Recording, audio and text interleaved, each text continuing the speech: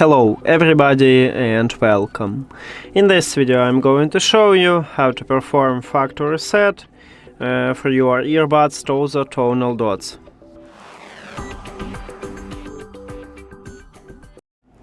And we have to start by remove these earbuds from your phone, so open settings, then go to the Bluetooth or connected devices. And at the device list, click the information icon or settings icon near to your earbuds. Now forget the device and forget device. If you have Android, click pair new device at the top, and after that we need to turn off these headphones, so press and hold at the both of touch areas, what located at the back side, until you will see the red LED light. We just turn off them. Now you need to immediately press and hold on them.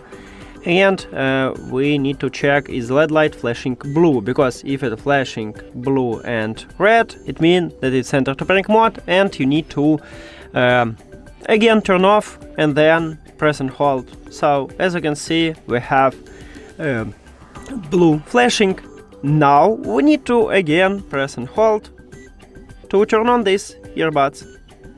1, 2, 3. We just turn on them. And then we wait until these earbuds enter to pairing mode.